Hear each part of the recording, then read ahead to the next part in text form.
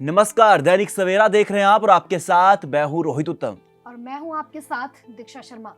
Budget 2024 का आगाज हो गया है। क्या कुछ इस बजट में खास रहने वाला है और कैसे ये बजट और बजटों से अलग है, इस बारे में आज हम चर्चा करेंगे।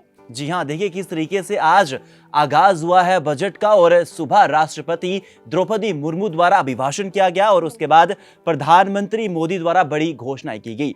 इस बाबत आपको देखिए आज ग्राफिक्स के जरिए मैं और मेरी सहयोगी दीक्षा जानकारी देने के लिए आए हैं। तो सबसे पहले बात करते हैं, देखिए आरंभ आज हो चुका है। आज तिथि 31 जनवरी है और उसके बाद अंतरिम जो बजट है वो 1 फरवरी यानी कि कल निर्मला सीतारमण द्वारा पेश किया जाएगा। और अगर इस बजट की समाप्ति की बात करें तो जो ये बजट है 9 फरवरी को समाप्त होगा। 31 जनवरी से शुरुआत हो चुकी है, 9 जनवरी तक ये माफ कीजिएगा 9 फरवरी तक जो है ये बजट चलेगा। कैसे और क्या कुछ इसमें खास रहेगा, इस पर हम चर्चा करेंगे। और आपको बता दें कि रोहित, आपको क्या लगता है इस बार की ये जो बजट है, अंतरिम बजट है ये, और मोदी सरकार के दूसरे कार्यकाल का ये अंतरिम बजट है, आपकी राय जानना चाहेंगे कि आप कैसे देखते हैं इस बजट? देखिए बजट बेहद ज्यादा खास है। वहीं आपको बता दें कि अंतरिम बजट है ये और कहीं ना कहीं बजट के रिगार्डिंग क्या कुछ खास है वो ग्राफिक्स के जरिए आपको बताने की कोशिश करेंगे। देखिए ग्राफिक्स का यहाँ पे हम इसलिए जिक्र करें क्योंकि ग्राफिक्स के जरिए आप देख सकते हैं कि ये खास क्यों है। सबसे पहले बात करेंगे कि मोदी सरकार के कार्यकाल में ये अंतिम बजट है। देखिए महज 2 से 3 महीने बचे हैं।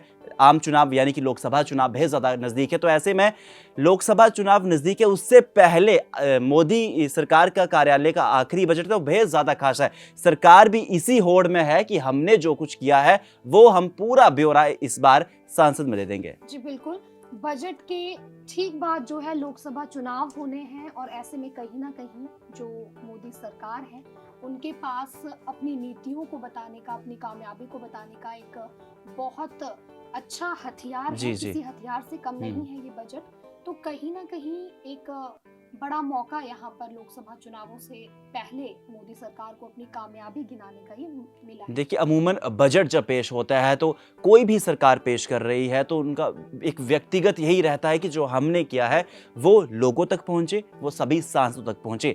और चूंकि ये अंतरिम बजट है तो ऐसे में सरकार इसी होड़ में है कि जो हमने नीतियां बनाई हैं और जो जितने भी कार्य किए हैं वो हम बताएंगे लोगों को, और उसी के संदर्भ में जो लोकसभा चुनाव है तो शायद फायदा होगा। जी बिल्कुल, कहीं ना कहीं ये बजट अपने आप में खास इसलिए है कि ठीक बजट के बाद जो है चुनाव होने हैं। हालांकि चुनावों की अभी कोई आधिकारिक तौर पर घोषणा नहीं हुई है, लेकिन कहीं ना कहीं मोदी सरकार के लिए ये बजट बेहद खास है। वहीं अब बात करेंगे बजट से लोगों को क्या उम्मीदें हैं। जो ये बजट, अंतरिम बजट पेश होने जा रहा है, इससे आम जनता या कर्मचारियों की बात करें, सभी को बजट से देखिए हर एक राज्य के जो, क्योंकि जो एक ये बजट जो पेश हो रहा है तो जो मिडिल वर्ग है, जो मिडिल क्लास का जो तबका है वो कहीं ना कहीं बेहद ज़्यादा एक्सपेक्टेशंस लगाए हुआ है। क्योंकि है तो अंतरिम बजट लेकिन कहीं ना कहीं बजट ही होता है। और सबसे पहले देखिए आप ग्राफिक्स में भी देख सकते हैं कि रोजगार योजना का विस्तार। देखिए आप इतिहास के पन्ने भी पलटेंगे, अगर बजट पेश हो रहा है तो रोजगार एक सर्व प्राथमिकता माना जाता है। रोजगार योजना को विस्तार, चाहे देखिए बजट में ही नहीं बल्कि सरकार अगर कहीं पे रैलीज भी कर रही है, कोई नया नियम भी ला रही है, तो रोजगार योजना एक ऐसा मुद्दा रहता है, वो विस्तार होना ही पड़ता है। और देखिए रोजगार तो ऐसी चीज है कि देश में देखिए भारत की बात की जाए तो अनेक युवा ऐसे हैं जो बेरोजगार हैं, तो बेरोजगारी को लेकर सरकार अनेक दावे कर रही है, अनेक प्रयास कर रही है। तो रोजगार योजना को लेकर सबकी निगाहें टिकी हुई हैं। कहीं ना कहीं रोजगार, जो हमारे देश के युवा हैं, बहुत से युवा बेरोजगारी की मार झेल रहे हैं।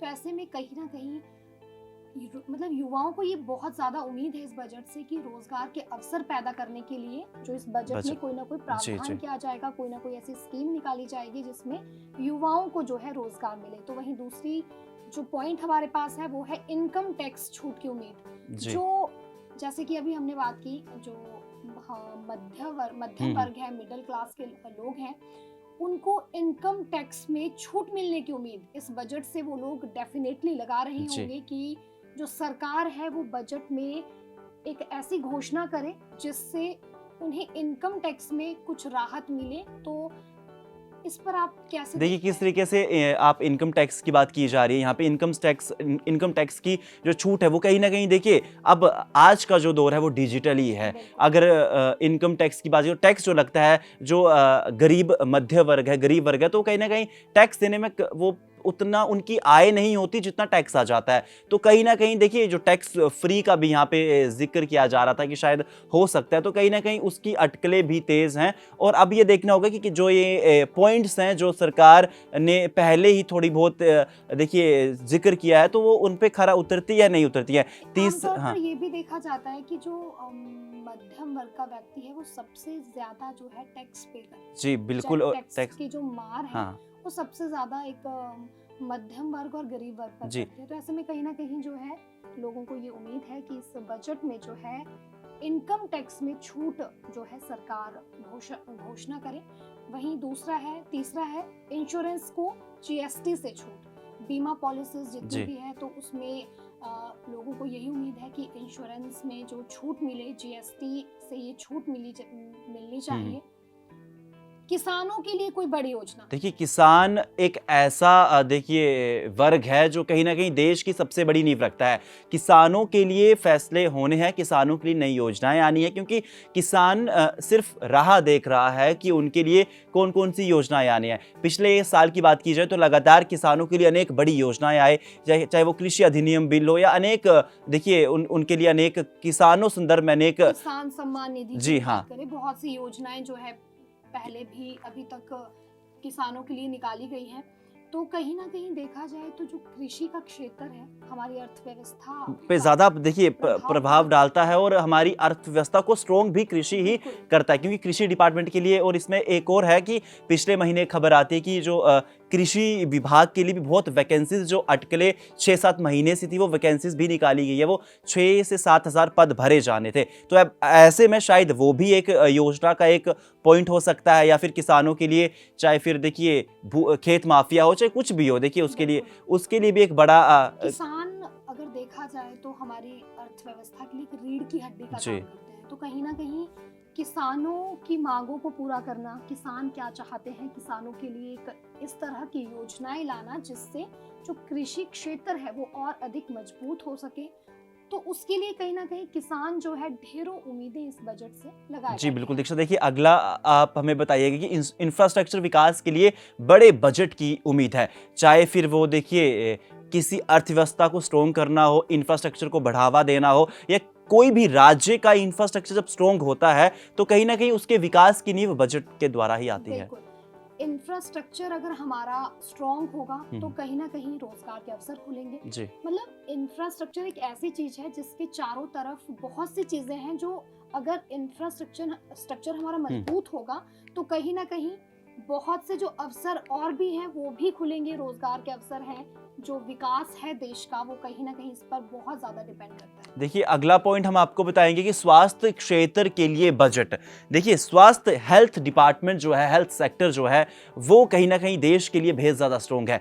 चाहे फिर डॉक्टर्स की बात की जाए, मेडिकल लाइन में कितने ही तमाम अपने जो व्यक्ति हैं, जितने भी देखिए नर्सिस हैं, डॉक्टर स्टाफ है, वो सेवाएं दे रही हैं, उनके लिए ये बजट बेहद ज़्यादा खास होने वाला है। स्वास्थ्य के क्षेत्र में कुछ नया कर सकते हैं, कुछ नए हॉस्पिटल का निर्माण कर सकते हैं, या फिर हॉस्पिटल्स के लिए कुछ भर्ती। और सबसे ज्यादा जरूरी यही है कि अगर हॉस्पिटल हैं भी लेकिन आप हॉस्पिटल बना रहे हैं लेकिन उसमें सुविधाएं जो कितनी है वो मरीजों को मिले। मरीजों के साथ जो लोग आते हैं, उनके परिवार वाले आते हैं, तो उन्हें भी सुविधाएं मिलनी चाहिए। इसको लेकर जो है लोगों को खासी उम्मीद है इस बजट से। इसमें जिक्र योग्य ये भी है कि किस तरीके से कुछ गांव ऐसे हैं, कुछ शहर ऐसे हैं, क्योंकि जो पहाड़ी क्षेत्र होता है वहाँ पे हॉस्पिटल्स तो होते हैं लेकिन वहाँ पहुँचने का रास्ता, या फिर हॉस्पिटल में वैकेंसीज या हॉस्पिटल की व्यवस्था, वो कहीं ना कहीं अपने उस चरम सीमा पर पहुँची होती है। तो उस पर शायद सुधार करने की ज़रूरत है, और सुधार होगा भी। बात अगर डॉक्टर्स की करें तो डॉक्टर्स की भी अनेकों मांगे होंगी, तो उन पर भी अगर स्वास्थ्य क्षेत्र के लिए बात करें तो सभी जो है वो नजरें बनाए हुए हैं जी। कि ये जो बजट में घोषणाएं की जाएगी तो उसमें स्वास्थ्य क्षेत्र के लिए भी कोई बड़ी घोषणा सरकार जी। द्वारा की जाएगी। देखिए, अगला शिक्षा का है। एजुकेशन सेक्टर बेहद ज़्यादा खास है और किस तरीके से सुधार करने की कितनी ज़रूरत है? शिक्षा के क्षेत्र की बात करें तो शिक्षा एक ऐसा क्षेत्र है जो पूरे देश का जो है वो विकास निर्धारित करता जी। है। अगर हमारे युवाओं को शिक्षा ही अच्छी नहीं मिलेगी, गुणवत्ता युक्त शिक्षा उन्हें नहीं मिलेगी, तो कहीं ना कहीं जो देश का विकास है वो अपने आप ही रुक जाएगा। जी। तो ऐसे में जो शिक्षा के क्षेत्र में सुधार की बहुत ज्यादा जरूरत है। शिक्षा प्रणाली की बात करें तो बहुत से युवा ऐसे हैं जो उन्हें स्कूल खुले हैं, जगह जगह स्कूल खुले हैं, लेकिन चाहे वो अध्यापकों की कमी बोले, स्टाफ की कमी बोले या फिर मतलब कोई ना कोई कमी जरूर रहती है। देखिए, हाँ, और इसमें एक शिक्षा के सवाल ये क्षेत्र में भी आ सुधार- सकता है। देखिए, किस तरीके से आप सभी जानते हैं कि शिक्षा को लेकर लगातार प्रयास किया जा रहा है, चाहे दिल्ली की बात हो, अनेक मुख्यमंत्री लगे पड़े हैं, लेकिन कहीं ना कहीं जो आज का युवा है वो एक अच्छी एजुकेशन के लिए फॉरेन का रास्ता अपनाता है, चाहे फिर बिल्कुल। देखिए बाहर के USA, अमेरिका, कनाडा। जी, वही तो कहीं ना कहीं एक वो जो एक तथ्य है उसको भी ध्यान में। शिक्षा के क्षेत्र में सबसे ज्यादा जरूरत आज के युग में जो आधुनिकता का ये युग है, इसमें जरूरत है टेक्नोलॉजी को अपनाने की। हम किस तरह से टेक्नोलॉजी का जो उपयोग है वो शिक्षा के क्षेत्र में कर सकते हैं, इसको लेकर जो है लोगों को काफी उम्मीदें हैं, युवाओं को, छात्रों को काफी उम्मीदें हैं कि उनके लिए कुछ ऐसी स्कीम्स निकाली जाएं जिससे वो अपनी शिक्षा में सुधार कर सकें और उन्हें एक उच्च क्वालिटी वाली, उच्च गुणवत्ता वाली शिक्षा मिल सके। देखिए, शिक्षा की हम आपको बात कर रहे थे कि इस तरीके से अगला जिक्र है टूरिज्म सेक्टर का विस्तार। देखिए, टूरिज्म देश की अर्थव्यवस्था निर्धारित करता है और टूरिज्म जितना स्ट्रॉन्ग होगा उतनी ही ज़्यादा हमारा जो अर्थव्यवस्था है वो स्ट्रॉन्ग बनी रहेगी। चाहे फिर देखिए अगर कोई भी क्षेत्र लिया जाए तो हर एक मुख्यमंत्री का रहता है कि टूरिज्म एक प्राथमिकता रहती है, क्योंकि पर्यटक आते हैं, बढ़ावा मिलता है और वो एक जगह फेमस होती है।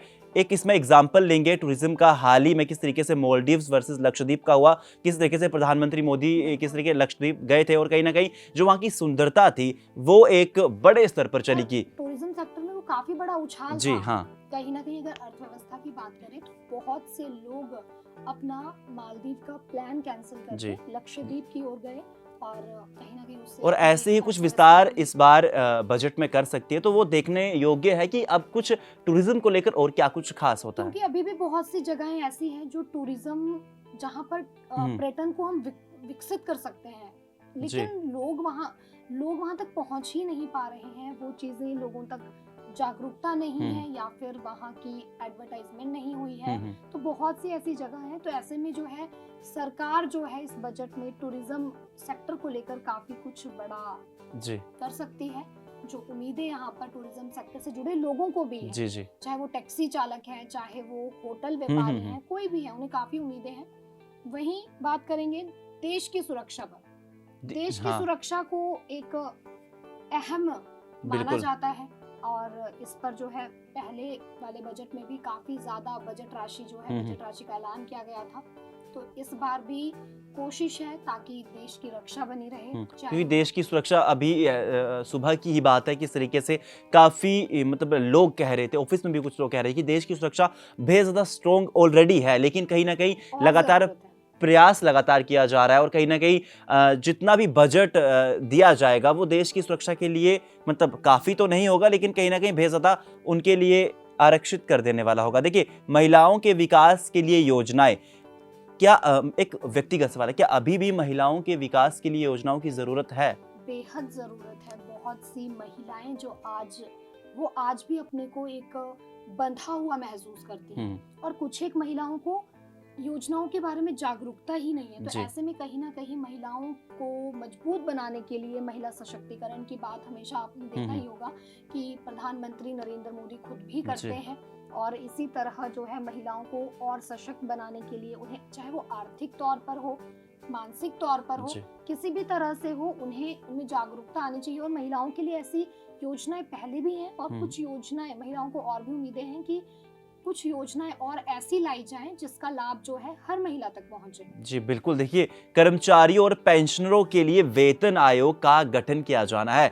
देखिए कर्मचारी कोई भी हैं और जो उनकी देखिए पेंशन के रिगार्डिंग कहीं ना कहीं काफ़ी पे स्केल रहता है, हड़तालें भी लगातार होती हैं कि पेंशन स्कीम बढ़ा दी जाए या जो पेंशन नहीं आ रही है उस पर इजाफा किया जाए। तो इस रोहित, वेतन आयोग का गठन जो है वो 10 साल बाद किया जाता है। तो 2014 में ये गठन हुआ था। इसके बाद जो है कर्मचारियों को ज्यादा उम्मीदें हैं कि पेंशनरों को और कर्मचारियों का। और अगर सरकार को देखें, अभी लोकसभा चुनाव आने वाले हैं, तो अगर हम देखें तो सरकार भी कर्मचारियों और पेंशनरों को नजरअंदाज नहीं कर सकती है। तो ऐसे में कहीं ना कहीं ये उम्मीद जो है कर्मचारियों और पेंशनरों को है कि बजट में उनके लिए कोई बड़ा देखिए सुबह से बहुत कुछ खास हो रहा है और ग्राफिक्स के जरिए आपको पूरी डिटेल दे रहे हैं कि क्या कुछ बजट में होने वाला है। आज बजट का आगाज हुआ है तो क्या कुछ आज हुआ है। तो वही सुबह राष्ट्रपति द्रौपदी मुर्मू का जो अभिभाषण था वो बहुत मायने रखता है। देखिए सबसे पहले किस तरीके से बात की जाए, सबसे पहला ही उन्होंने जिक्र किया कि जम्मू कश्मीर में शांति मेक इन इंडिया बना ब्रांड। आपको बता दें कि जम्मू कश्मीर वो एक देखिए जगह, वो एक क्षेत्र जहां पर आतंकी घटनाएं बेहद ज्यादा होती रही हैं। चाहे फिर बात कितने भी हमले हो, तो वो कहीं ना कहीं द्रौपदी मुर्मू ने अपनी पूरी सरकार का ब्यौरा दिया है कि जब से हमारी सरकार है तब से जम्मू कश्मीर में शांति है, लोग वहां घूमने जा रहे हैं और बेखौफ तरीके से वहां पे अपना रहन सहन कर रहे हैं। हाल ही में जम्मू कश्मीर सुरक्षा मॉडल को अमित शाह द्वारा मंजूरी भी प्रदान की गई थी। तो ऐसे में कहीं ना कहीं सरकार ने जम्मू कश्मीर को एक प्राथमिकता पर रखा है और वहाँ सुरक्षा की दृष्टि से जो है काफी वहाँ पर अलर्ट रहती है। सरकार खुद अलर्ट मोड में रहती है और अभी हाल ही में जम्मू कश्मीर सुरक्षा मॉडल को भी सरकार द्वारा मंजूरी दी गई थी। जम्मू कश्मीर में शांति का माहौल बना रहे, इसको लेकर जो है सरकार काफी कदम उठा रही है। तो ऐसे में राष्ट्रपति द्रौपदी मुर्मू ने अपने अभिभाषण में जिक्र किया है कि जम्मू कश्मीर में शांति जो है उसे बरकरार रखने के लिए सरकार ने काफी प्रयास किए हैं। वही बात करें मेक इन इंडिया की, तो मेक इन इंडिया एक ब्रांड बन गया है, ये भी अभिभाषण में राष्ट्रपति ने कहा। और वही देखिए जैसे को तैसा की नीति से जवाब देती है सेना। पिछले हमने आपको ग्राफिक्स में बताया था कि सेना के लिए काफी कुछ होने वाला है, उसी में ऐड ऑन करते हुए आपको जिक्र कर रहे हैं कि जैसे को तैसा। ये जो द्रौपदी मुर्मू है राष्ट्रपति है, उनके बयान है कि जो हमारी सेना है वो बेहद ज्यादा धीरे धीरे स्ट्रॉन्ग हो रही है, क्योंकि अगर कोई हमला होता है तो जवाबी कार्रवाई उससे डबल जाती है। तो हमारी सेना इतनी स्ट्रॉन्ग है, इंडियन आर्मी हो या फिर नेवी सिस्टम हो, इतना ज्यादा स्ट्रॉन्ग हो चुका है कि कोई हमला होने की देरी होती है उस पर जवाबी कार्रवाई मिल जाती है। तो ये हमारा बहुत ज्यादा एक स्ट्रॉन्ग फैक्टर है जो काबिल तारीफ भी है।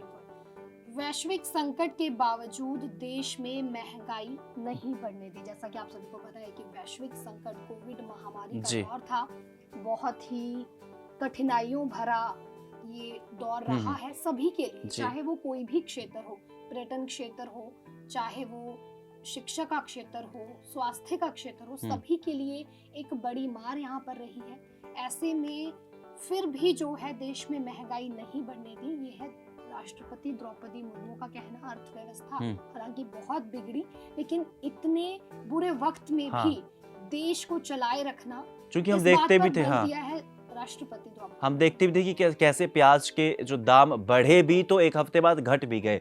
चाहे फिर देखिए धारा 144 कई जिलों पे लगी भी थी, उस वक्त मैनेज करना एक बहुत बड़ी बात होती है। तो किस तरीके से वैश्विक संकट का यहाँ पे जिक्र किया था। उस दौर में महंगाई बढ़ना भी वो लाजमी था।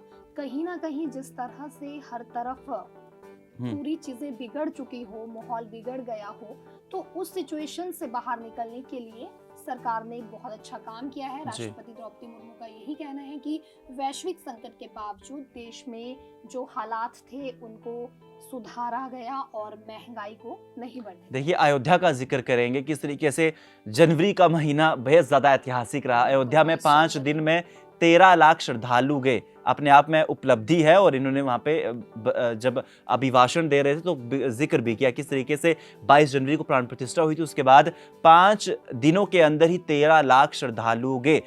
एक तरफ से टूरिज्म का सेक्टर भी बढ़ गया, एक तरफ से देखिए किस तरीके से जो हिंदू समुदाय था उनके पक्ष में भी फैसला आ गया। तो कहीं ना कहीं एक बड़ा ये अहम फैसला, एक जो जिस कहते हैं कि लोकसभा चुनाव से ठीक पहले ये जो सरकार ने फैसला लिया था तो कहीं ना कहीं ये एक बहुत बड़ा और ऐतिहासिक फैसला जी। था, और जिससे ये सिर्फ यहाँ धर्म की बात नहीं है, इससे कहीं ना कहीं हर सेक्टर में फायदा हुआ है। फायदा ही जी। हुआ है। आदिवासियों के लिए मोदी सरकार ने काम किया है, करोड़ों किसानों को सरकारी योजनाओं का लाभ मिला है, और डिजिटल इंडिया भी विकास पर अग्रसर है। बिल्कुल, इस बाबत ये- इन्होंने खुद ही जानकारी दी और काफ़ी मतलब सही भी है, एग्री भी ये करते हैं, क्योंकि जितने भी आदिवासी समुदाय के लोग थे वो कहीं ना कहीं बेहद ज़्यादा पिछड़े वर्ग में आते। तो बिल्कुल। आदिवासी समुदाय से राष्ट्रपति द्रौपदी मुर्मू भी हैं और कहीं ना कहीं बेहद ज़्यादा योजनाओं से अवगत करवाया है। किसानों के लिए करोड़ों योजनाएं दी हैं। डिजिटल इंडिया अब धीरे धीरे देश बन भी रहा है। भाई देखिए, जैसे ही प्रधानमंत्री द्रौपदी मुर्मू का भाषण खत्म हुआ, उसके बाद प्रधानमंत्री मोदी जी का भी भाषण था और कुछ बड़ी बातें उन्होंने कही अपने संबोधन में। सबसे पहले देखिए, महिलाओं का जिक्र किया, नारी शक्ति का जिक्र किया, जो योगदान है वो सबसे बड़ा सर्वोपरि है। क्योंकि अभी देखिए 26 जनवरी की बात की जाए तो गणतंत्र दिवस था और जो दिल्ली में परेड हुई उसमें नारी शक्ति का जो बल देखा गया वो काफ़ी ज़्यादा काबिलिए तारीफ था। और उसमें इन्होंने जिक्र ये भी किया कि देखिए, आज द्रौपदी मुर्मू वो भी एक महिला है, किस तरीके से उन्होंने अपना बजट आगाज किया। और वहीं कल निर्मला सीतारमण द्वारा, वो भी महिला हैं, तो एक महिला शक्ति खुद ही देखी जा रही है। बिल्कुल। आमतौर पर आपने हर जगह देखा होगा प्रधानमंत्री नरेंद्र मोदी महिलाओं के सशक्तिकरण, चाहे वो आर्थिक तौर पर है, महिलाओं की मजबूती के लिए, महिलाओं को एक मंच प्रदान करने की हमेशा बात करते हैं और महिलाओं को आगे आने के लिए हमेशा प्रोत्साहित करते हैं। तो ऐसे में उन्होंने अपने संबोधन में आज महिलाओं के योगदान और नारी शक्ति किस तरह से देश के विकास के लिए जरूरी है, उन सारी बातों पर जिक्र किया है। जी। और देखिए, अगला आपको पता है कि विपक्ष पर एक निशाना साधते हुए ये भी कहा है कि हुड़दंग ना मचाए। क्योंकि अमूमन देखा जाता है कि अगर कुछ संसद में कुछ भी हो रहा है तो विपक्ष का एक एजेंडा रहता है, अमूमन विपक्ष का काम भी यही होता है। लेकिन इस बार बजट के रिगार्डिंग ये प्रधानमंत्री मोदी ने कहा है कि विपक्ष को नसीहत है कि इस बार वो हुड़दंग ना मचाए, क्योंकि पिछली बार काफ़ी सांसदों को बैन भी कर दिया था। तो इस बार वो सभी सांसद आएंगे, तो कहीं ना कहीं प्रधानमंत्री मोदी ने किस तरीके से विपक्ष को नसीहत देते हुए कहा है कि हुड़दंग ना मचाए, जो बजट पेश किया जा रहा है उसको शांति से सुने, सराहें।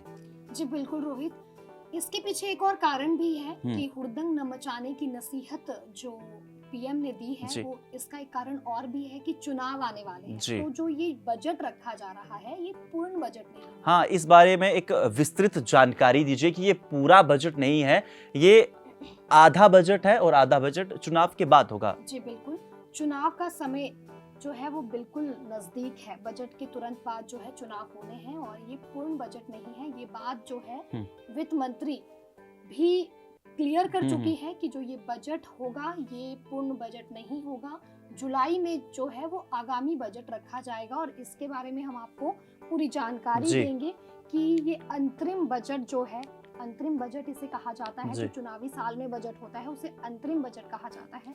तो अंतरिम बजट क्या है और आम बजट क्या है और वोट ऑन अकाउंट ये क्या है, तीन चीजें हैं, आम बजट, अंतरिम बजट और वोट ऑन अकाउंट। देखिए, बेहद ज्यादा समझने की ये जरूरत है, क्योंकि इस बार जब कुछ दिनों पहले जब ये बजट का जिक्र हो रहा था तो कुछ लोगों में यही मानसिकता थी, यही सोच रहे थे कि ये पूरा आम बजट है, लेकिन आम बजट नहीं है। ये देखिए किस तरीके से अंतरिम बजट पेश होना है, इसके बाद सरकार का तख्तापलट भी हो सकता है, सरकार बदल भी सकती है। तो अगर कोई दूसरी सरकार आती है तो वो अगला जो बजट है, जो आम बजट है, वो पेश करेगी। लेकिन देखिए, सबसे पहले आपको समझाते हैं ग्राफिक्स के जरिए कि आम बजट आखिर होता क्या है। सालाना बजट यानी कि एक साल के लिए सरकार के आय और व्यय का लेखा जोखा आम बजट में इंक्लूड होता है।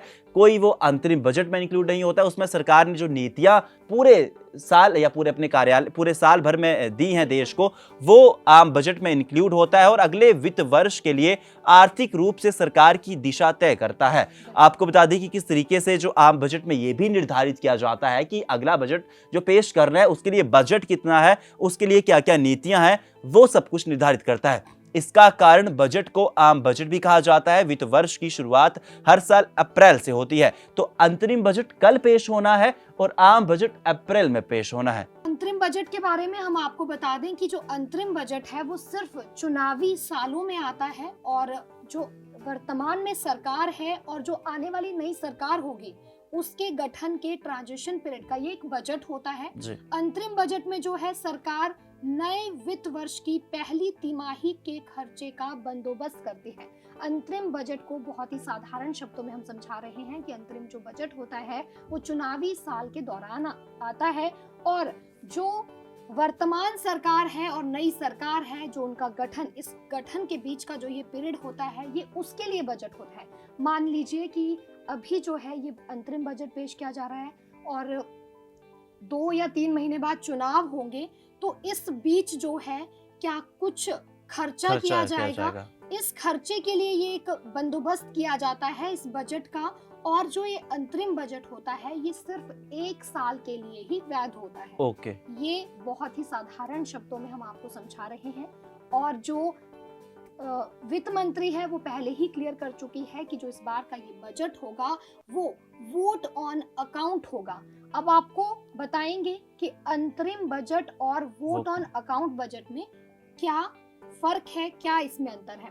तो आपको बता दें कि जो वोट ऑन अकाउंट है ये अंतरिम बजट का एक हिस्सा होता है जी। ये ट्रांजिशन पीरियड के दौरान होने वाले खर्चे के लिए पैसों की व्यवस्था है। वोट ऑन अकाउंट को बिना बहस किए पास करवा दिया जाता है। आपको बता दें कि जो अंतरिम बजट होता है उसे पास करवाने के लिए बहस होती है, लेकिन जो वोट ऑन अकाउंट है ये बिना बहस के ही पास कर दिया जाता है। सरकार किसी भी साल के दौरान अतिरिक्त व्यय प्रबंधों के लिए वोट ऑन अकाउंट ला सकती है।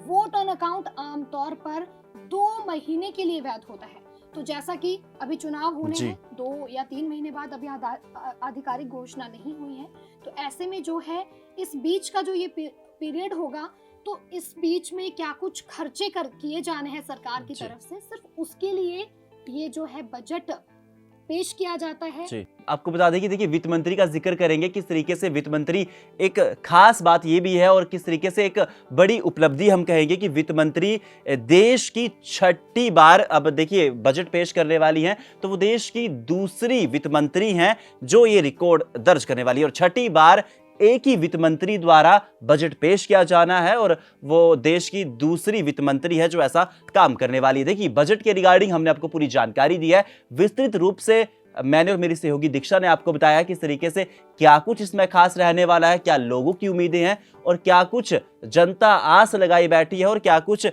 वित्त मंत्री द्वारा किया जाएगा। ये तो कल 1 फरवरी को तय होगा और फिलहाल देखिए किस तरीके से बजट सत्र 2024 का आज आगाज हुआ। हम आप सभी से भी ये अनुरोध करेंगे कि आप क्या कुछ आपकी भी इस बजट से उम्मीद है, आपको क्या लगता है कि इस बजट में किन चीजों का प्रावधान होना चाहिए, क्या कुछ घोषणाएं सरकार को करनी चाहिए, आप कैसे सोचते हैं और आपकी क्या उम्मीदें हैं, जरूर कमेंट कर हमें बताइएगा। और देखिए फिलहाल आज के लिए इतना ही, मुझे और मेरी सहयोगी को इजाजत दीजिए और तब तक देखते रहिए दैनिक सवेरा।